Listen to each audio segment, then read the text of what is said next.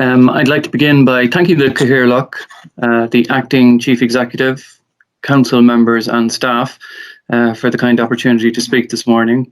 And I'd particularly like to thank Director of Services Dorothy Clark, Heritage Officer Siobhan Ryan and Frank Moylan, who have been providing invaluable help and guidance over the last number of months. So just by way of introductions, our group are Sligo Neolithic Landscapes. We are a public participation network group established in 2015 with a mission to protect and promote Sligo's Neolithic heritage. The members of the Sligo Neolithic Landscape Steering Committee are all from or have lived in Sligo for many years and are professionals from the field of archaeology, history, heritage, farming, the arts, tourism and the digital world. Within the group we have leading research and expertise on Irish passage tombs at a national level and especially so regarding the sites in this region. Our steering committee are myself, the chair of the group, Dr. Stephen Berg, Eugene Flynn, Dr. Fiona Gallagher, Austin McTiernan, Pádraig Meehan and Mark Roddy. So you can see some of us hopefully pictured over. Not pictured there is Declan Lavin, who I think would be known to many of the officials present. Declan is a retired dairy farmer who twice served as county chairman of the IFA and of course former chairman of County Sligo Enterprise Board. Along with these members, our group and the World Heritage concept are supported by a growing number of individuals, PPNs and community groups. If you're interested, you can find out a little bit more about our aims and objectives at our website, sligoneolithic.org. So in partnership with Sligo County Council, as Dorothy just said, we aim to submit a bid for the Passage Tomb Landscapes of Sligo to be placed on the UNESCO World Heritage Site tentative list. I know that's a kind of odd phrase, but basically it's a list or a kind of panel that the state will consider as possibilities to be put forward to UNESCO for full World Heritage Site status. And it's a competitive list, so there are other groups in the country also applying. We have a very good case for inclusion though. So on the map here in red, you can see there are only 5 World Heritage locations in all of Europe that are focused on megalithic monuments. So you've Brunna there, just sort of left to right, the Orkney Islands, just north of Scotland there, Stonehenge in southern England, Antequera in Spain, and Malta then furthest to the right, the Temples of Malta. And there's actually only 13 of these sites with this focus in the whole World Heritage Site list. The special qualities of the Sligo sites, in particular their careful landscape settings and the extraordinary degree of preservation here, offer something not found at these other locations. It is an almost intact piece of the fabric of the world of Neolithic people. So where are these monuments? In the image on the left, you can see the locations of most of the passage tombs of Sligo. They're represented there as those little white dots. Most of them will know them or call them cairns on the top of hills and mountains or places associated with our mythology and legend, such as beds of Dearman and Grania. The sites are found in many well-known locations such as Knocknarea, Carramore, Ballygawley, the Ox Mountains, Carrakeel and the Hill of Kesh. In all, there's approximately about 85 passage tomb tradition sites in the county.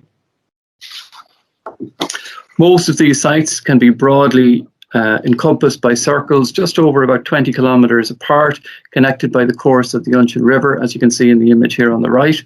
And the circle in the north has the Carramore tombs at its heart, with many other monuments sort of, drawn into this circle or surrounding Carramore. And then the circle to the south is anchored by the Brickleave Mountains, Carrakeel and the Hill of Kesh. But these sites are not only found in the major clusters. Often they are just by themselves in the landscape or right in our midst, such as here as Abbey Quarter North, surrounded by the Garavogue Villas built in 1940. And sometimes this is jokingly referred to as Ireland's first roundabout. The other site in a radically different landscape context is a small passage tomb known as Cailleach an Víor's house in the Ballygawley Hills. And much of that land is surrounding land is very sort of marginal land or under quilcha forestry. So even though these two monuments might look very different to us today, they are very closely related Neolithic sites built over 5,000 years ago by people with a shared ancestry, or maybe even by the same community. It should be noted that UNESCO best practice is that living landscapes should be maintained, that from town to farm, life should continue. UNESCO are strongly against any idea of museumifying the landscape. Additionally, being placed on the tentative list is really only the start of a process of communication and cooperation between landowners, the local authority, and all other stakeholders, which would take place over several years. It's very much a community-led and ground-up process. So basically, what we are aiming for is really only to get to the starting line of this process. The process itself would promote greater engagement with local communities, discussion forums, school visits, and so on, as well as engagement with other World Heritage Sites nationally and internationally. Considerable work has been put into the draft tentative list application already, as Dorothy noted, and it has been reviewed positively by an international reviewer and the National Monument Service. But there is a lot of work still to be done on this, in particular engagement with landowners and other stakeholders. And as you can imagine, our current situation with COVID has made this difficult. A baseline study of the monuments is essential, and Sligo Neolithic Landscapes are in the process of sourcing funding for this. And this study will help us to assess which sites are most endangered or perhaps unsuitable for visitors, and which could be key visitor locations. There are several key locations which could be envisaged in the proposed World Heritage Site. For instance, Carramore, Knocknaray, Carrickeel and Ballygawley. And you might, for instance, imagine a visitor, coming to Sligo and moving between these and other locations. And in fact, that's a great sort of advantage of this site. There's other heritage sites in the world, and a visitor might go there for half a day or maybe just 2 hours, not even stay in the locality. Whereas you might imagine a visitor here, spending some time, spending several days, staying in the hotels, and maybe trying to get to all of these sort of key locations to see the landscape from different perspectives. So what would the benefits be of World Heritage status? Significantly, it would raise the national and international profile of the county. It would help us achieve a professionally assessed model of sustainable tourism. Importantly, a byproduct of this process will, by necessity, be a management plan, which will help ensure our Neolithic heritage is fully protected for future generations. And finally, it would provide support and potential funding for landowners and also for communities.